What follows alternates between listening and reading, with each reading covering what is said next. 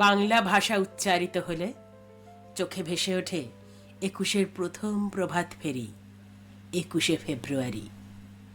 আমাদের মাতৃভাষা বাংলা। ম্যাট বালিকাস কথকতায় আজ ভালো ভাষা। আমি ভানু। আর আমি মতি। আমরা প্রথমে ১৯৫২ সালের ২১শে ফেব্রুয়ারি মনে করি। স্থান পূর্ব পাকিস্তান, ঢাকা, রমনা। শফিউর, রফিক, আবদুলরা রাষ্ট্রের বন্দুকের সামনে বুক পেতে দিয়েছিলেন। তারা রাষ্ট্রকে বলতে গিয়েছিলেন, বাংলা ভাষা জমি ছাড়বে না, উর্দুকে বাঙালি সরকারি ভাষা মানবে না। তাদের রক্তের ঋণ ঢাকা থেকে শিলচর, পুরুলিয়া থেকে বরিশাল, মেদিনীপুর থেকে ময়মনসিংহ, সব বাঙালির ভাষায়। আচ্ছা ভানু, ভাষা আন্দোলনের কথা উঠলে মানভূম ভাষা আন্দোলনের কথা তো বলতেই হয়। বাংলা ভাষার দাবিতে ভারতের বুকে অন্যতম দীর্ঘস্থায়ী ও সফল আন্দোলন হল মানভূম ভাষা আন্দোলন। টুসু গান বেঁধে ও গেয়ে এই অহিংস সত্যাগ্রহ তীব্র হয়ে ওঠে। একটু গেয়ে শোনা। শোন বিহারি ভাই, তোরা রাখতে লারবি ডাং দেখাই। শোন বিহারি ভাই, তোরা আপন পরে ভেদ বাড়ালি, বাংলা ভাষায় দিলি ছাই। আপন পরে ভেদ বাড়ালি, বাংলা ভাষায় দিলি ছাই। শোন বিহারি ভাই, তোরা রাখতে লারবি ডাং দেখাই। শোন বিহারি ভাই, ভাইকে ভুলে করলি বড়, বাংলা বিহার বুদ্ধিটাই। বাঙালি বিহারি সবই এক ভারতের আপন ভাই। শুন বিহারি ভাই, তোরা রাখতে লারবি ডাং দেখাই। শুন বিহারি ভাই। ভজহরি মাহাতোর লেখা এই টুসু গান গাইতে গাইতে হাওড়া ব্রিজের ওপর দিয়ে হেঁটে আসছে জনপ্লাবন। বাংলা বিহার সংযুক্তির প্রতিবাদ করে, জোর করে হিন্দি চাপিয়ে দেওয়ার বিরোধিতা করে, মাতৃভাষা বাংলার দাবি নিয়ে মানভূমবাসীরা মিছিল করে এগিয়ে আসছেন কলকাতার দিকে। ১৪ই জুন ১৯৪৮ সালে এই আন্দোলন শুরু হয় এবং এরপর দীর্ঘ সময় ধরে বিভিন্ন পর্যায়ে সত্যাগ্রহ চলে। অতুল চন্দ্র ঘোষ, লাবণ্যপ্রভা ঘোষ, বিভূতিভূষণ দাশগুপ্ত এবং ভজহরি মাহাতোর মতো নেতারা এই আন্দোলনের মূল চালিকা শক্তি ছিলেন। বাংলা ভাষা রক্ষার দাবিতে স্টেটস রিঅর্গানাইজেশন অ্যাক্ট বা রাজ্য পুনর্গঠন আইনে ১৯৫৬ সালে মানভূম জেলা ভেঙে পুরুলিয়া জেলা পশ্চিমবঙ্গের সাথে যুক্ত হয়। ভাবা যায়, বাংলা বললেই এখন ভিন রাজ্যে বাংলাদেশি তকমা জোটে, নাগরিকত্ব নিয়ে টানাটানি হয়। বড় বড় তাত্ত্বিক লোকেরা দাবি করছেন এ নাকি এলিট বুদ্ধিজীবী বাঙালির সমস্যাই নয়। শুনে আরো প্যানিক বাড়ছে বই কি, তাই না রে ভানু? হ্যাঁ, এমন ভাষা রাজনীতির করাতটা প্রথমে খেটে খাওয়া প্রান্তিক মানুষের ওপরেই পড়ে কি না। তারপরে লাইনে আসে আমাদের ছাত্রছাত্রী, নারী, শিশু, বৃদ্ধ। শেষে গিয়ে এলিট লোকজনই, যদি না তারা অলরেডি সারেন্ডার করার জন্য রেডি থাকেন। শোন ভানু, একে তো সকাল সকাল বিচ্ছিরি অ্যাড শুনে ফেলেছি, বলে কি না বলো ভাষা কেশরী।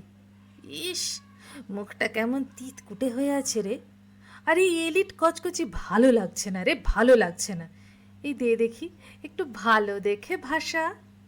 অ ভালো ভাষা মানে এইরকম: আসছি বলে যাওয়া সারে, গিলছি বলে খাওয়া, মিষ্টি কথায় ঢেকে রাখে কটু ভাষার হাওয়া, মরা হাতি লাখে বিকোয় স্বপ্ন ছেঁড়া কাথায়, টিউবলাইটে বুদ্ধি জলে গোবর ভরা মাথায়, ঘোড়ার ডিম ফাঁকা বুলি এই ভাট বকে যাওয়া, আষাঢ়ে সব গল্প বাড়ে গোলগাপ্পির দাওয়া, দিশি মাল আর বাংলা ভাষা এক গলাতেই ঠাঁই, ২১শে আইন ধরলে এসে বলো কোথায় যাই, বৃষ্টি নামে বউ নাচিয়ে ভিজে মাটির দেশ, লোককথায় বেঁচে থাকে ভাষার রূপ বিশেষ। আরে ক্যা বাত, বহুত খুব, বহুত খুব। জিও মেরে লাল, মেরে নীলে, মেরে পীলে। থাক থাক, চমকে যাবে পিলে। সাবধান মতে, বাংলা ভাষায় ইংলিশ ঠিক আছে, ফার্সি শুনলে কিন্তু গোঁড়া লোকেদের কিডনিতে হার্ট অ্যাটাক হয়। মনে আছে হিন্দু কবি খুন শব্দ ব্যবহার করেছেন বলে রবীন্দ্রনাথ ঠাকুর কেমন কুপিত হয়েছিলেন? ভাষারও তাহলে হিন্দু মুসলমান হয়, এ আমাদের কবিগুরুও মানতেন। দেখ ভানু, ভানু সিংহ নিজের সময় কি করেছেন, কি মেখেছেন, তাই নিয়ে কচলে কি আর বিরিয়ানি পলানো হবে? এই মুজতবা আলী নিজেই আরবি ফার্সি জাবনিক শব্দ ইস্তেমাল করে বঙ্গভাষার জননীকে পেঁয়াজ রসুন খাওয়ানোর দোষে অভিযুক্ত হয়েছেন। তাতে কি বা এসে গেছে? মুস্তাবা আলী লিখেছেন, এই একটু পড়ি, হ্যাঁ। খুব হ্যাঁ, অনেক অনেক হ্যাঁ। মুস্তাবা আলী লিখেছেন, আরবি ফার্সি জাবনিক শব্দ ইস্তেমাল করে, মানে বঙ্গভাষা জননীকে পেঁয়াজ রসুন খাইয়ে মা জননীকে ধর্মচ্যুত করবার পাপ প্রচেষ্টায় অষ্টাসচেষ্ট কেষ্ট বিষ্ণুবৎ ইত্যাকার অভিযোগ ঝাড়া সিকি শতাব্দী ধরে আমার বিরুদ্ধে দায়ের হয়েছে। যেসব অভিযোগ ওপার বাংলার কোনো সম্পাদকই ছাপাতে রাজি হননি, সেগুলো ব্যক্তিগত পত্ররূপে সরাসরি ডাক মারফত মমালয়ে হানা দিয়ে টিক্কিরি দিয়েছে। আমি পাকিস্তান দরদি, ইয়াহিয়া ভুট্টোর স্পাই। পক্ষান্তরে এপার বাংলায় আমি হিন্দু মহাসভার স্পাই, এ অভিযোগ কখনো শুনিনি। কিন্তু এদের তুলনায় আমার প্রতি অহেতুক মেহেরবান পাঠক বেশুমার, বিস্তারে বিস্তার। এদের নীরব দোয়ার বরকতে এ অধম চাঁদখানা চেহারা করে মুখ বুজে সুখন্দ্রিয়ায় দিব্যকাল যাপন করছে, ভান উইনকলকে হার মানিয়ে এই সিকি শতাব্দী ধরে। সর্বপ্রকারের সাফাই মাথায় রাখুন, কোনো প্রকারে তর্কাতর্কিতেও নামিনি। কিন্তু আমি উভয় বঙ্গের নিরীহতম পাঠকেরও মর্মদাহের নিমিত্ত হতে পারি, সম্মানিত মডার্ন কবিদের তো কথাই ওঠে না। আমার বিরুদ্ধে এহেন বেদরদ বেইনসাফ অকরুণ ফরিয়াদ কোশমিনকালেও ক্ষীণতম কণ্ঠেও মর্মরিত হয়নি, নগণ্যতম পত্রিকার ক্ষুদ্রাতি ক্ষুদ্র অক্ষরেও ছাপা হয়নি। আমি মর্মবেদনায় অভিভূত মধ্যমান। মুজতবা আলী বাংলিশ বান্দি জনতাকে দেখেননি কি না? আহা হা হা হা! 12 মাসের 13 পার্বণে আমরে বাংলা ভাষার আক্কেল এখন বেরিয়ে আসছে শাড়ি পরে, বই পরে। সে হিল্লি দিল্লি বেড়ানোর ভুল ভুলাই আসাতেই হয়তো। তবে কি না বাঙালি যে তাঁদের অপূর্ব হিন্দি দিয়ে জগৎ চিনতে যাবে, সে ভবিষ্যৎবাণী মুজতবা আলীও কিন্তু করেননি। চল ভাষা কেশরী, একটু সিরিয়াস কথা বলা যাক। বাংলার সীমা পেরোলেই আমাদের বাঙালি বাবু বিবিরা আমরা কঠিন কঠিন হিন্দি বলার চেষ্টা করি। সম্ভবত এর দায় এই অশোক কুমার থেকে আলিয়া ভাট সবার। হিন্দি সিনেমা দেখে দেখে পেকে গেলে যা হয়। এই ধরনের বাতচিতে বঙ্গমাতা কতটা প্রীত হন জানি না, তবে মাঝে মাঝে যারা শোনে তাদের খুব অসুবিধে হয়।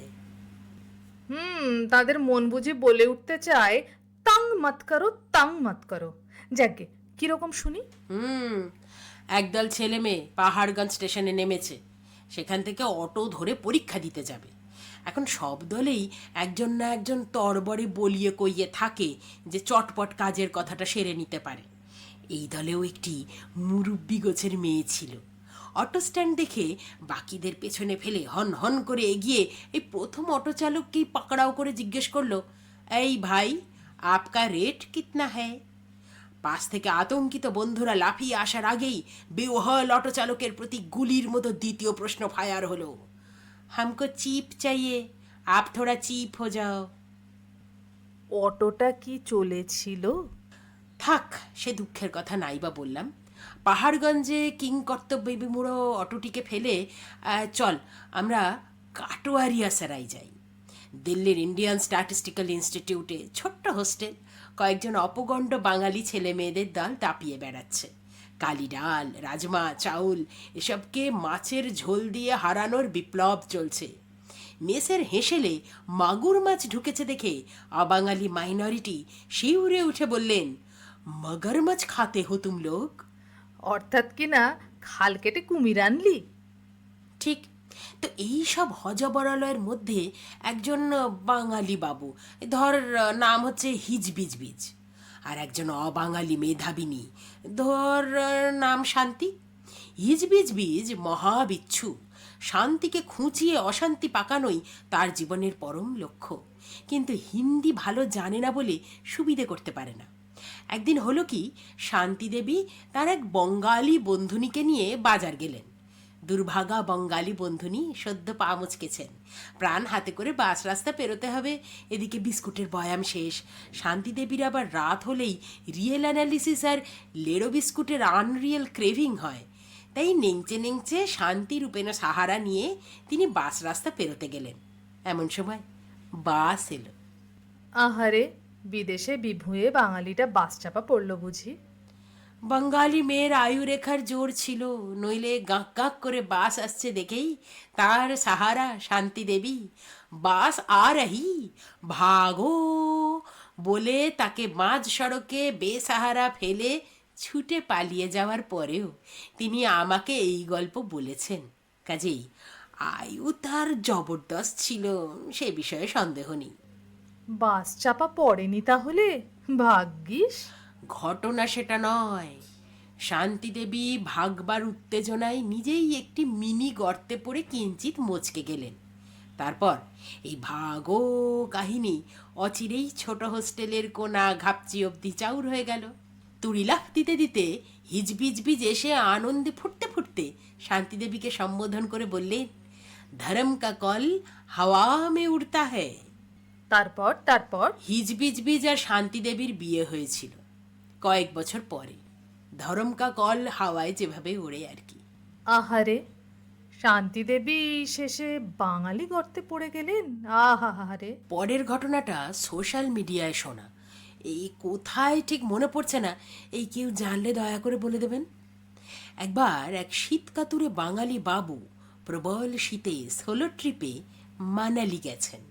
বেড়াতে গেছেন নিশ্চয়ই। কেন গেছেন জিজ্ঞাসা করিস না মতি, আমাকে বলে তো জাননি। তো কোনো হলিডে হোম গোছের বাড়িতে তিনি উঠলেন। ঘরে বসে হি হি করে কাঁপছেন।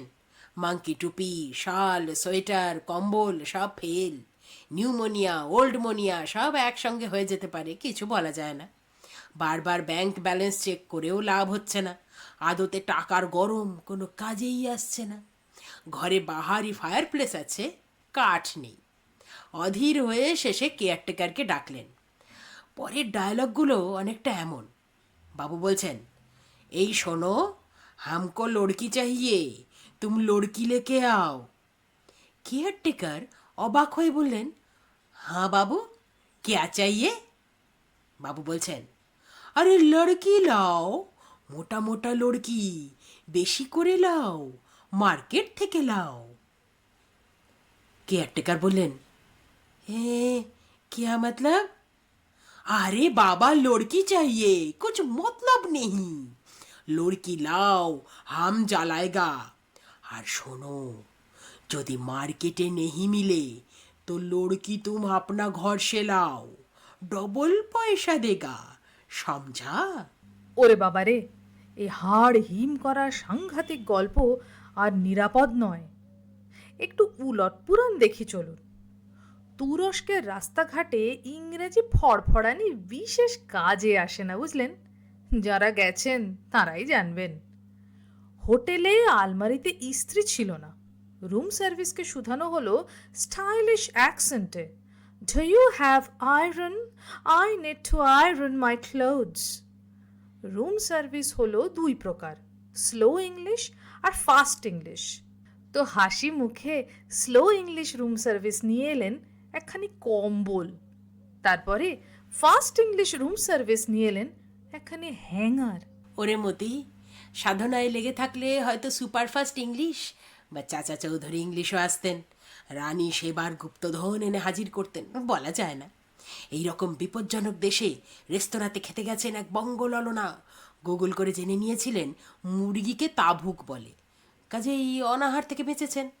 পেট পুরে খেয়ে দে কায়দা করে বললেন, বেল প্লেস। ওয়েটার হাসি মুখে মেনু কার্ড এনে দিলেন। এই রে, বিল মানে বোঝে না। আচ্ছা, চেক প্লিজ। উদ্ভ্রান্ত ওয়েটারটি এইবার নুন মরিচের শিশি দুটো বদলে এনে বিশ্বজয়ী হাসি নিয়ে দাঁড়ালেন। ভাবখানা এমন, কেমন দিলুম। বঙ্গললনাটি মরিয়া হয়ে দেখলেন পাশের ওই টেবিলে কালো মতন মলাটের মধ্যে ওই তো বিল দিয়েছে। সামনে এক কপত কপতি বসে গুজগুজ করছে। তিনি সব সহবত ভুলে টেবিলের দিকে আঙুল তুলে বললেন, আরে গেল যা, ওই তো ওই রকম খাবারের বিলটা, হিসেব টিসেব করে কত হলো বলুন না। ওয়েটার ভদ্রলোক আজুবা দেখবার মতো খানিকক্ষণ ললনাকে দেখে টেখে শেষে কঠিন অঙ্কের সমাধান পাবার মতন মুখ করে বললেন, হিসাব। বঙ্গললনা বেকুবের মতো ফ্যাল ফ্যালে হেসে মাথা নাড়লেন। বাংলা মায়ের সঙ্গে তরুণ তুর্কিদেরও দিব্যি ভাবসাব, এ কথা ভুলেই বসেছিলেন বটে। আচ্ছা ভানু, এই এত উদাহরণ থেকে কি বোঝা গেল? বোঝা এই গেল, যে জাতি মাতৃভাষার হসন্ত, রেফ, জফলা, ইকার ইত্যাদি গয়না নিয়ে ছেলে খেলা করতে পারে, তাদের অন্য ভাষায় বাতচিত করার বাধ্যতামূলক ফরমান জারি করলে সেই সব ভাষার অশ্বমেধের ঘোড়াদের ভবিষ্যৎ নিয়ে দুশ্চিন্তার যথেষ্ট কারণ আছে। আমাদের বাংলা মায়ের জবান দুর্দান্ত অ্যাডাপ্টেবল। পর্তুগিজ থেকে, ফার্সি থেকে, ইংরাজি সব গুছিয়ে নিজের অভিধানে যত্ন করে রেখে দেন। বানান বিধি, ব্যাকরণ এইসব জরুরি জিনিসগুলো ইদানিং শিংলে ঝারিয়ে ফেলছে থেকে থেকে, কিন্তু তাই নিয়েও মা আমাদের দৌড়ে চলেছেন। বাকি ভাষাগুলোর আমাদের বচনের ধাক্কায় যে কি হবে কে জানে। কারণ বাংলা না হোক, অন্য ভাষা নিয়ে, বিশেষত হিন্দি, বাঙালি যাকে বলে ভয়ানক সিরিয়াস। ভালো ভালো, ভাষা হোক ভালো, ভালো ভাষাকেই ভালোবাসা। বাংলা আমার বচন, আমি বাংলাতে কথা বলি। আজ তাহলে এই অবধি থাক। আমাদের বচনে মায়ের ছোঁয়া থাক। আমরা মনে রাখি, ভাষাকে নদীর মতন বইতে দেওয়াই মঙ্গল। প্রকৃত রসমঙ্গল। ম্যাড বালিকাস কথকতা কেমন লাগছে আমাদের জানাতে ভুলবেন না। মেল করুন madbalicas@gmail.com।